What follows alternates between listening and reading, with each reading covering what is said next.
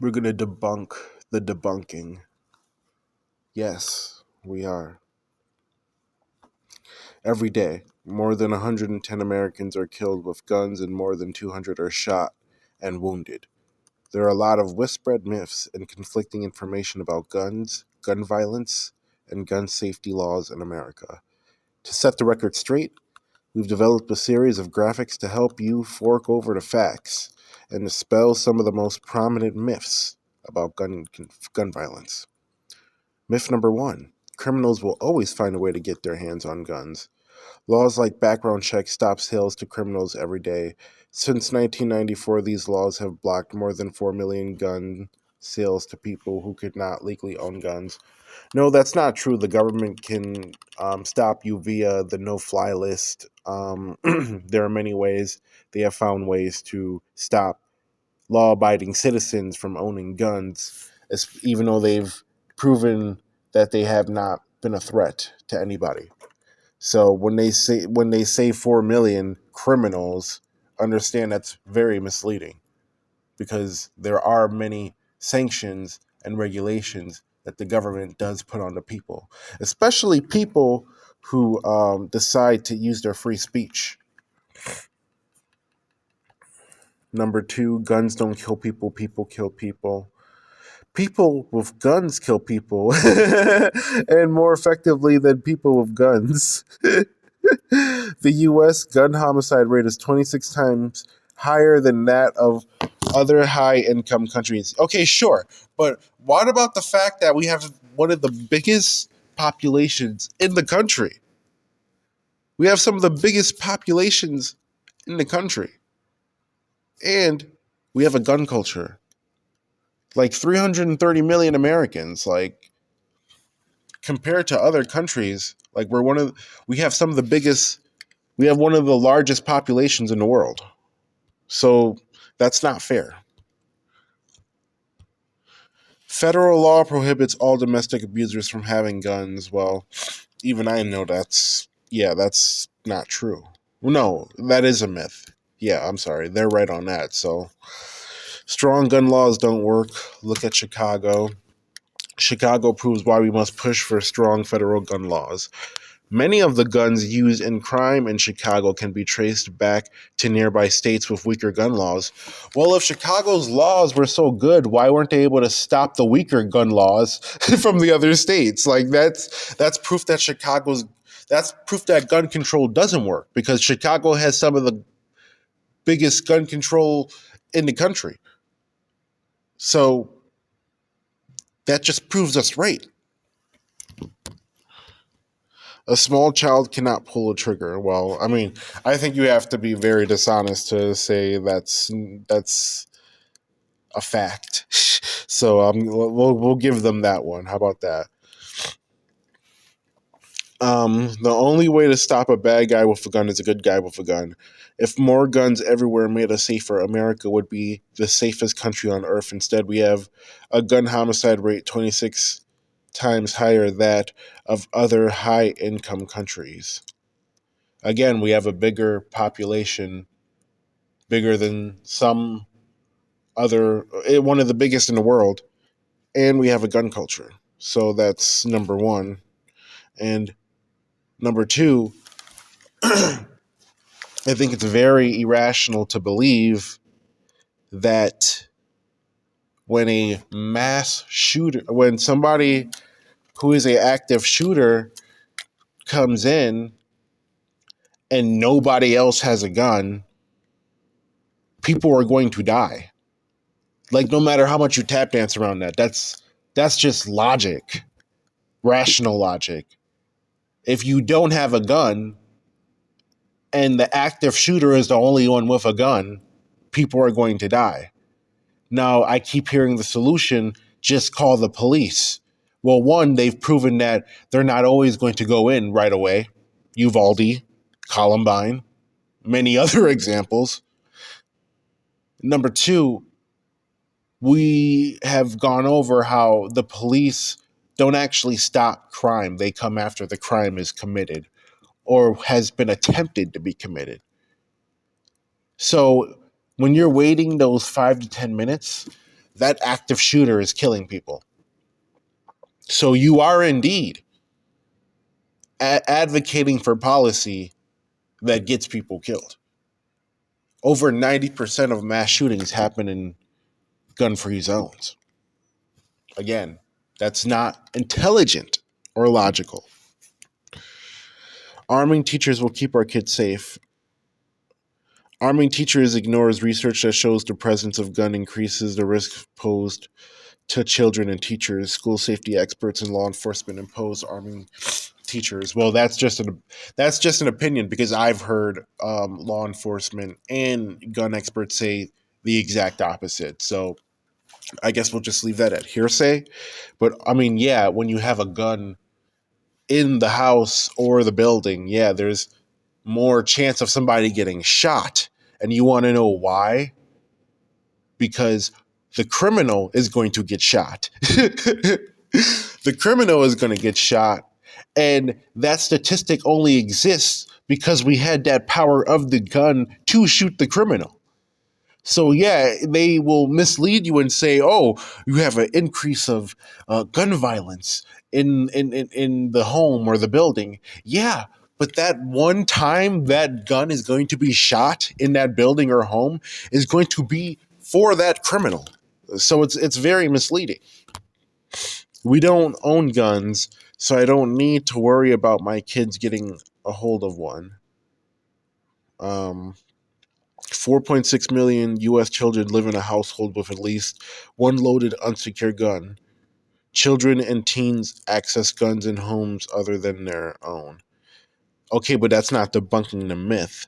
That's not proving that we don't, because it says we don't own guns, so I don't need to worry about my kids getting a hold of a gun. Okay, 4.6 million U.S. children live in a household with at least one loaded gun. Sure. But again, that's not proving that everybody owns a gun. So I guess that disproves itself. Everyone already has to get a background check when buying a gun. Federal law only requires licensed dealers to perform background checks. That means that millions of guns are exchanged each year without one, often online at their gun shows. Oh, sir, are you telling me that background checks don't work and that, people get guns all the time without guns? I mean, because we have more guns than people. So the background checks, sure, are they stopping some quote unquote criminals from getting firearms? Sure. But again, what is a criminal in this country? You can be a criminal and not even know it. To me, a criminal is somebody who harms somebody. But in the US, a criminal in Tennessee is somebody who smokes marijuana.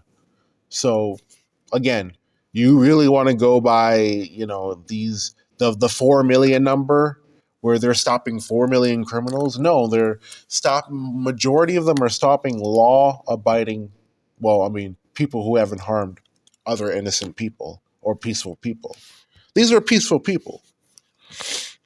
Red flag laws take guns from people without due process. A judge can only issue a final red flag order following a hearing of which the person is given notice and during which they have an opportunity to be heard. Red flag laws also allow an individual to petition to terminate an existing order. Okay, but that doesn't deny the fact that they take their guns away. Yeah, they can petition and they can go to a hearing, but they're going to have their guns taken away. So this doesn't even deny that your guns are taken without due process, because this is not due process. We already had a rule against people who threaten others with guns. That's called threat with a deadly weapon. And that's always been on the books. The red flag laws are just, more power for the government to take your gun away. So there's nothing due process about it.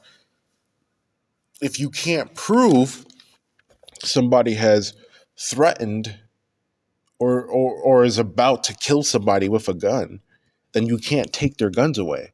The red flag laws make it so that it's easier for them to take your guns away. Shoot first laws provide everyone an equal right to self-defense. Shoot first laws, also known as stand your ground laws, have a disproportionate impact on communities of color. Across the country, where research shows that when white shooters kill black victims, the resulting homicides are considered justifiable far more frequently than when the shooter is black and the victim is white. I don't agree with stand your ground in any way, shape, or form. I think what we have to do is, you know, again, we're talking theory. Like in a perfect world, everybody would have um, property insurance so that if a theft ever occurs, if it's a laptop, you can just get another laptop. Because I don't agree with being able to shoot somebody over property. I just think you should be able to do it in self-defense. If somebody's stealing your car and it's outside and they're not great bodily harm or death, they're not risking great bodily harm or death to you. I'm sorry, I have cotton mouth. If they're not doing great bodily harm, threatening great bodily harm or death to you, then you have no right to shoot them. Like, again, I only believe in self defense. So if you shoot somebody in the back, that's murder. And we've seen enough cases between George Zimmerman and that case where the guy shot the other guy at the gas station for parking in the wrong handicap spot. You know, these people are dead and they shouldn't have died. So no, we definitely I'm a huge believer in guns, pro gun obviously because I'm doing this video, but I am not pro murder. I am not pro violence. I am pro self defense. So I agree with them. Stand your ground. Stand your ground is BS.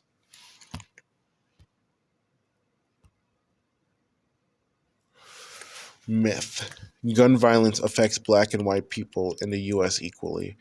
No, even I would probably disagree with that. Black people in the U.S. are disproportionately impacted by various forms of gun violence.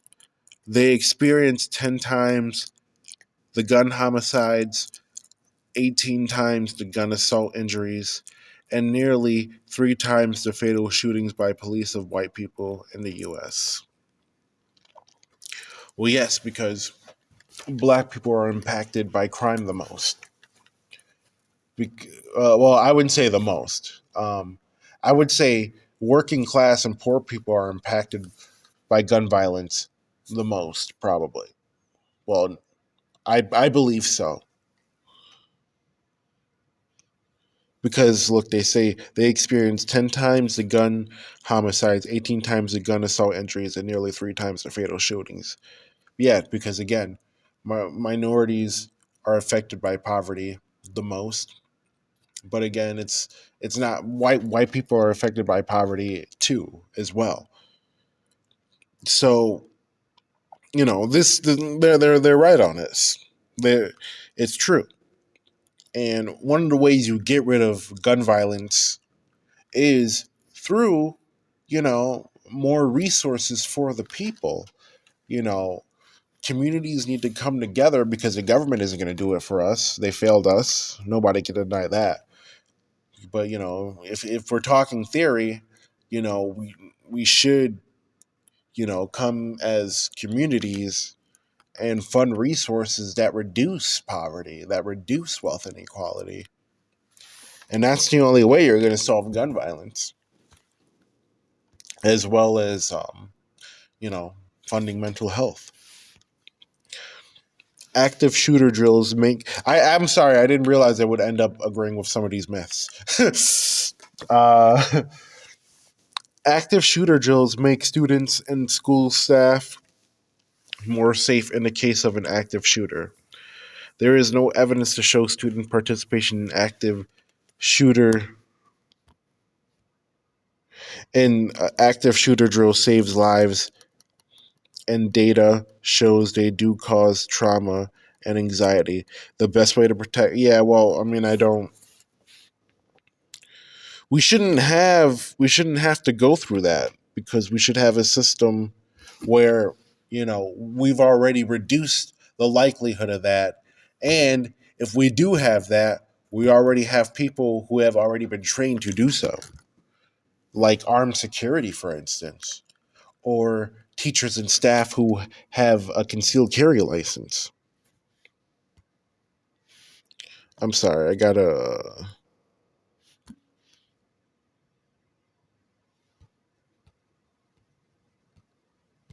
Oh, that's it. Oh wait, yeah, no, that's it.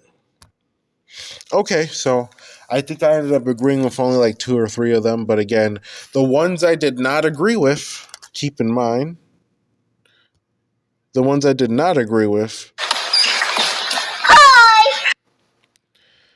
the ones I did not agree with, the ones I did agree with, I'm sorry, did not debunk this idea that, you know, gun control uh, saves more lives than gun defense. Now, this is get bigger charts, most of the chart.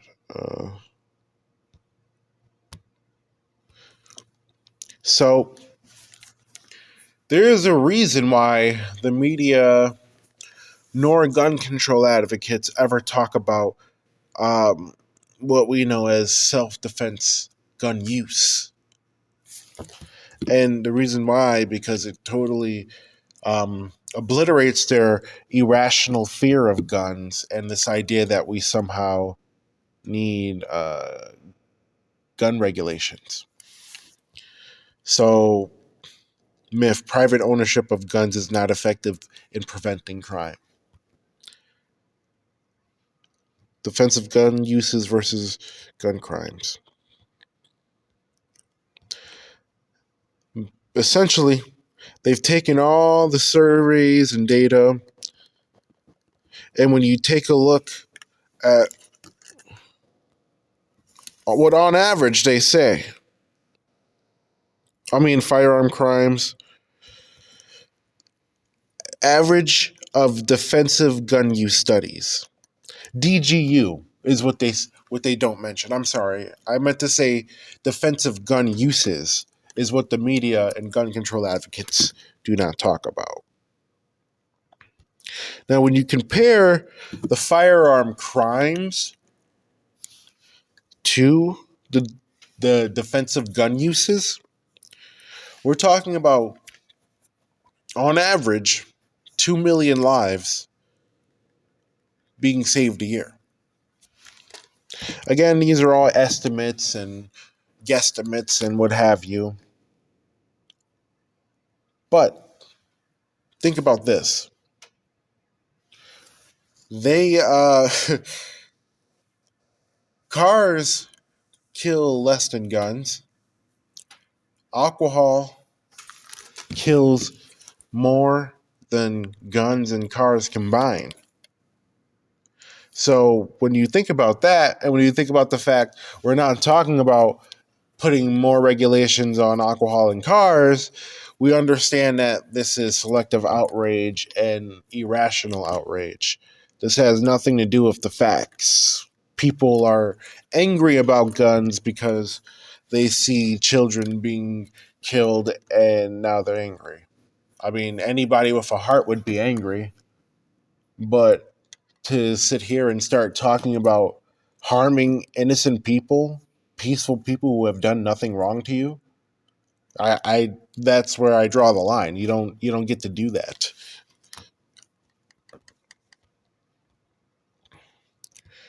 The website is literally called gunfacts.info, by the way, which is very funny.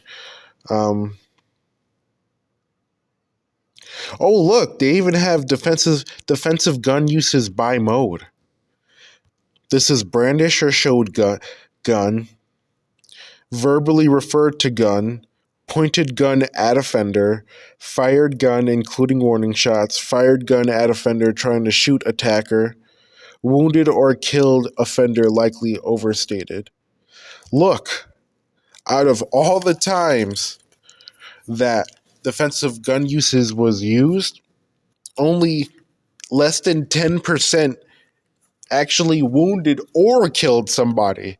This isn't even talking about killing people. This is just talking about wounding in general. Like, I remember hearing that. I remember hearing that brandishing or showing that you have a gun usually is enough. But, I mean, obviously, that's not always the case. Never assume that's the case. Okay, please don't. I'm sorry.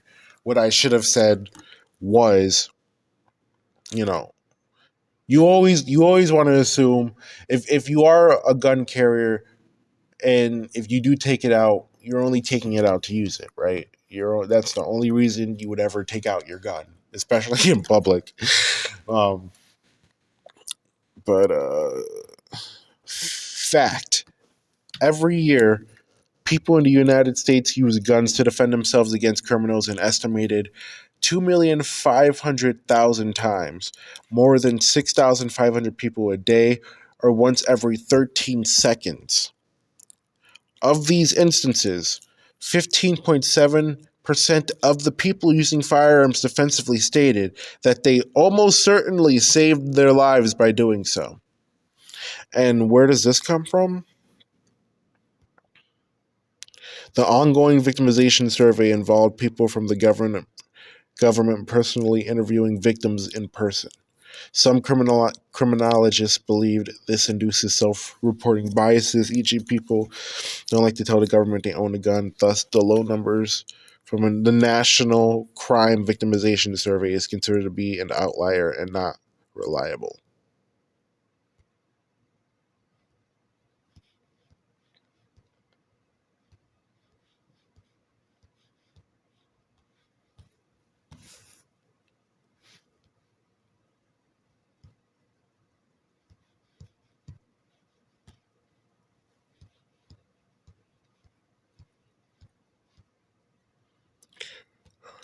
Let's see.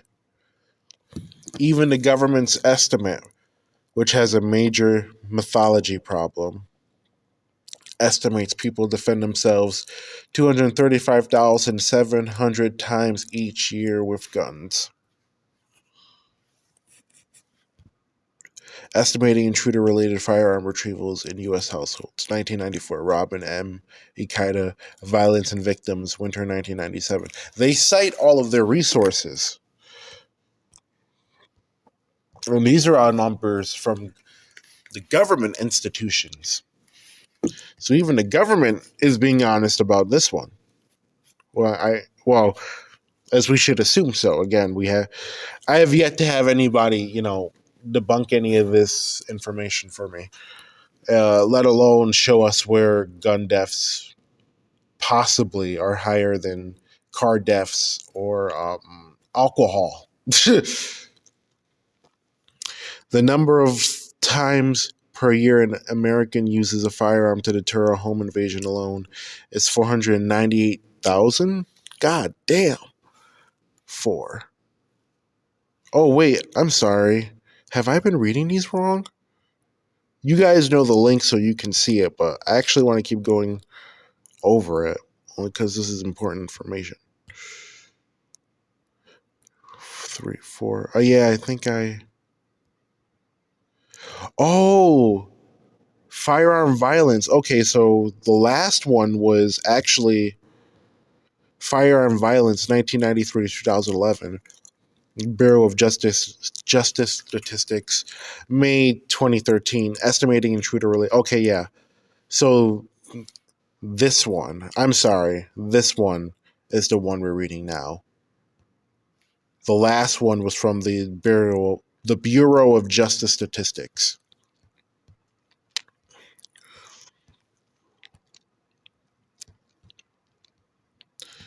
Um, let's see, where are we at?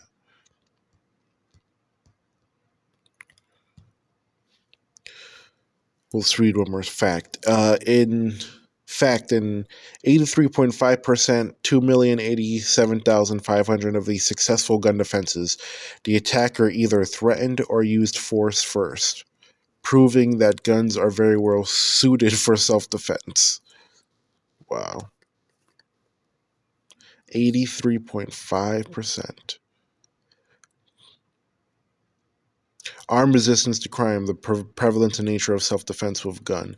Kleck and Gertz.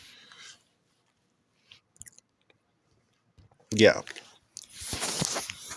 So they don't talk about defensive gun uses for a reason, and this is why.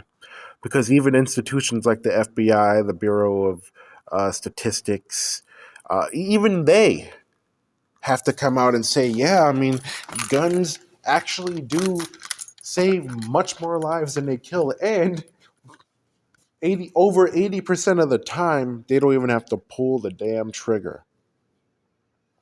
This is fear mongering, and we shouldn't. These are basic facts that, you know,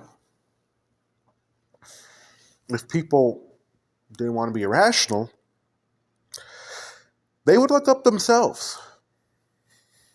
I keep hearing, nobody needs to own an AR-15. Well, when you look at the defensive gun uses, it pretty much shows everybody should own a goddamn AR-15.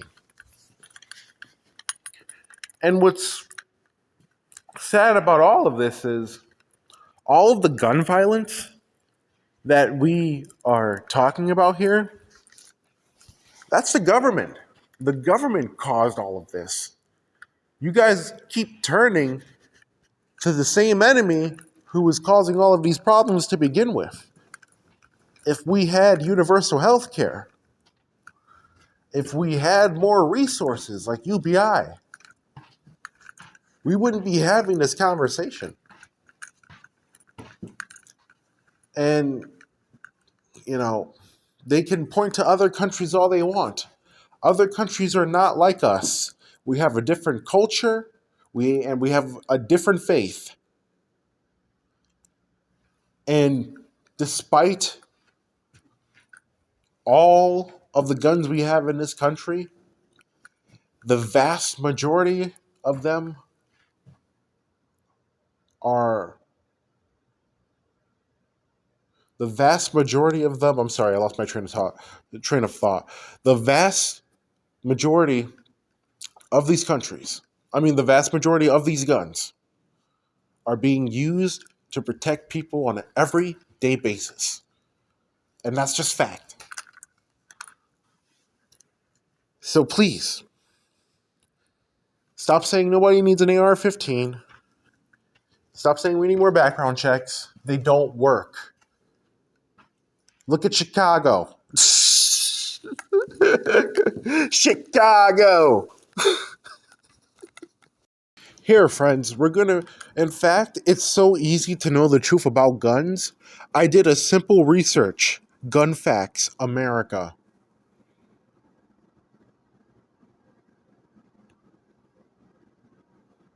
And this is what I found. It literally says AmericanGunFacts.com. And look, let's just for shits and gigs, let's go over this one. 46% of households own a gun. Nice. 460 million guns owned by U.S. citizens. 1 million guns owned by police. 4.5 million guns owned by U.S. military.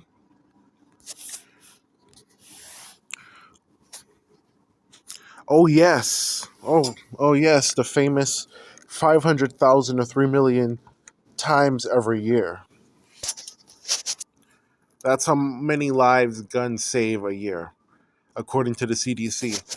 A study that they have tried to hide very profusely, but nevertheless, you got people, and some, I haven't done the study in years, but if you look enough, there are some articles that still have it and still have the original study linked up.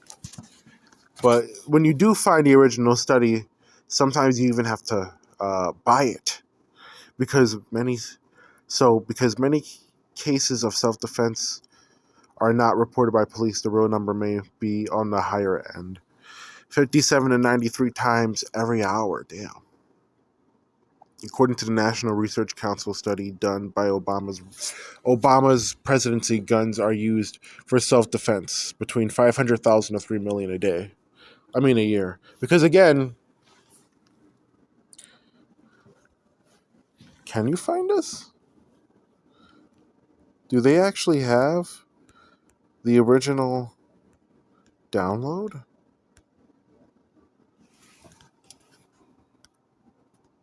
Oh shit. Let's try again.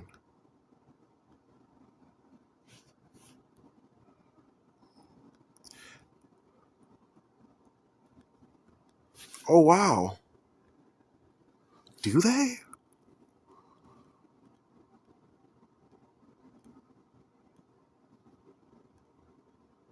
Yeah, National Research Council, because he did it right after the Sandy Hook study.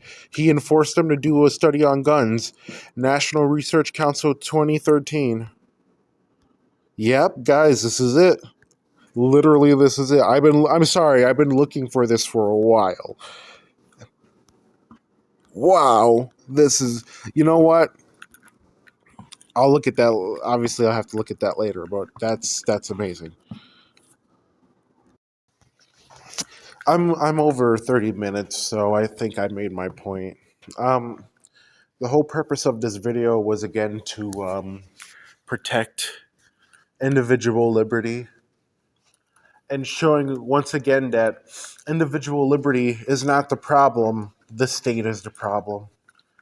Okay, they're saying we have too much freedom, man. You can never have too much freedom, man. Okay, as long as you don't harm anybody else, you're never going to have legitimate authority over that person's autonomy or labor. And do you really want the police to be the only ones with a monopoly on force and violence? R.I.P. Tyree Nichols.